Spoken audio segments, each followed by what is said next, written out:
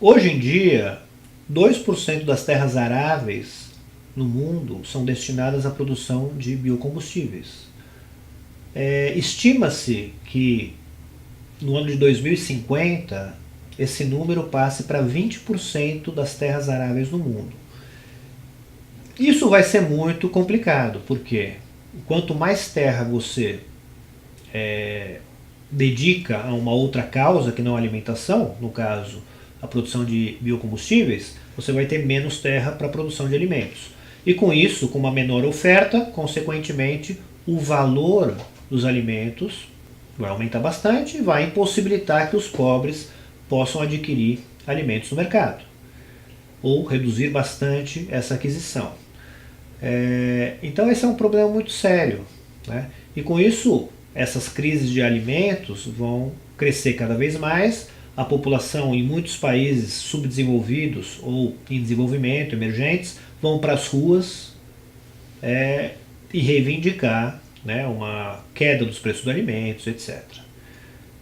Bom, outra questão que argumentam favoráveis à produção de biocombustíveis é que isso dá emprego, dá trabalho para as pessoas. Só que na verdade, cada vez mais essa produção é mecanizada, então precisa de muito poucas pessoas para trabalharem e não se justifica com os prejuízos que nós já revelamos aqui nesta aula. Mas por que os agrocombustíveis, ou o fenômeno da produção de agrocombustível cresce cada vez mais e há um interesse muito grande dos governos em produzir esses biocombustíveis? Há uma pressão, na verdade, de grandes grupos financeiros e de governos também para ir nessa direção.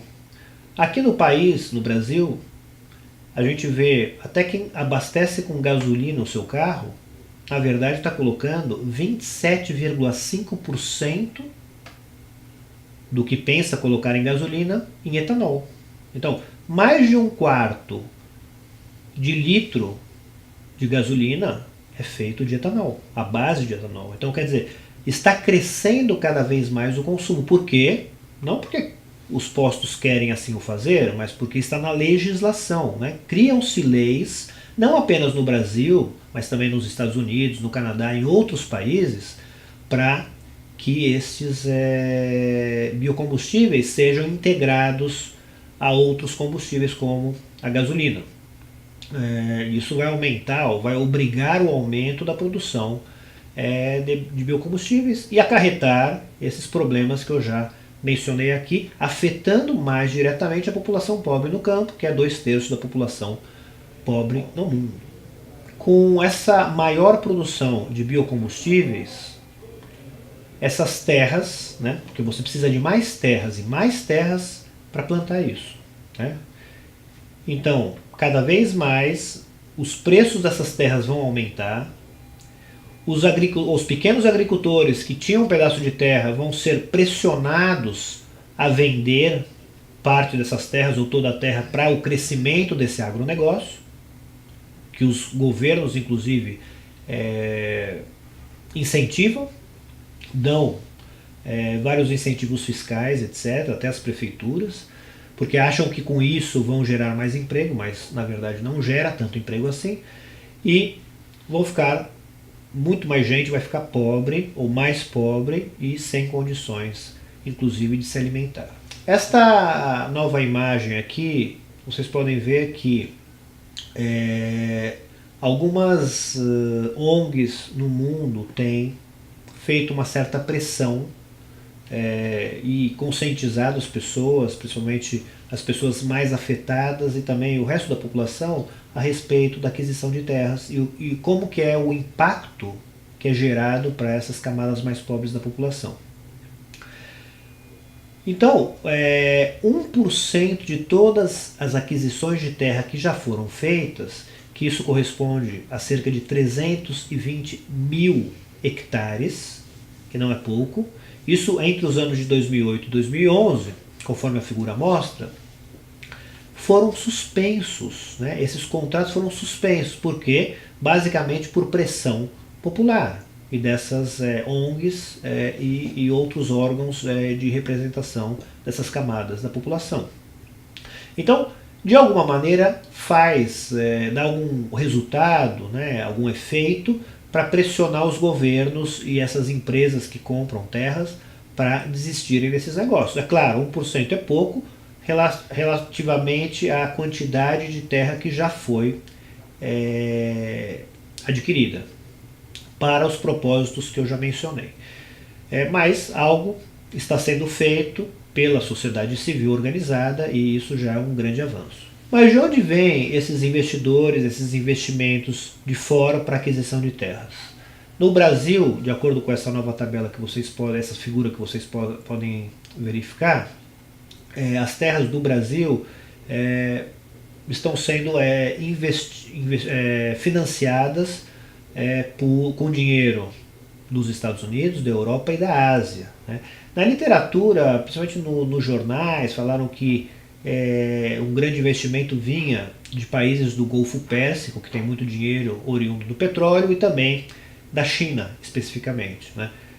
Mas não é bem verdade. Né? Isso vem de vários outros investidores, como eu disse, espalhados nos Estados Unidos, Europa e Ásia. De quais regiões vêm os recursos desses investimentos? Né? Bom, dos Estados Unidos, da Europa e da Ásia vêm esses recursos. Né? Recursos que são dos setores basicamente, em grande parte, financeiro e do agronegócio. Vem de países também da América Latina, que esses próprios países participam, de certa forma, da aquisição de terras. Portanto, para concluir esta aula, diria que a aquisição de terras é um fenômeno relativamente novo, que aumenta a concentração da terra, aumenta com isso o preço dos alimentos e cria também o aumento na produção dos biocombustíveis. Isso realmente são efeitos desnecessários e que não contribuem para a redução da pobreza e uma maior alimentação dessa população pobre do campo. E que incentiva, inclusive, a violência agrária, com rebeliões, manifestações, ocupações de terra e por aí vai.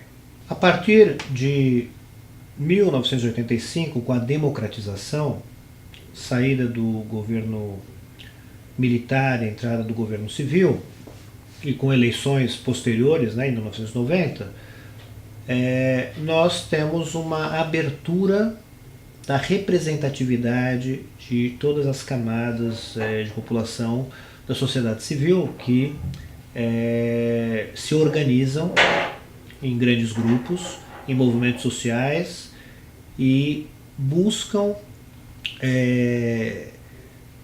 avançar nas suas causas, nas suas demandas. Né? Cada vez mais essas populações pedem e demandam do governo, por causa que a disparidade, a desigualdade no país é muito grande, eles pedem e demandam do governo várias medidas para suas causas. A população rural não é diferente, ou pelo menos a camada pobre da população rural, né, que constitui cerca de 2/3 de todos os pobres no país, em média, demandam mais terras, uma reforma agrária, financiamento para poder plantar, produzir e também conhecimento técnico a respeito disso. Só que, como há uma grande concentração de terra, onde 1% de todos os donos de terra no país detém 50% das terras aráveis no país, então há uma luta grande também nas vias judiciais e fora das vias judiciais, onde o resultado, muitos mortos, né, feridos, etc., porque existe disputa de terra, que inclusive com lutas armadas dos lados a respeito disso. Mas, dos dois lados dessa luta, há uma representatividade grande, né, no Congresso Nacional, com a bancada ruralista, de um lado, né, onde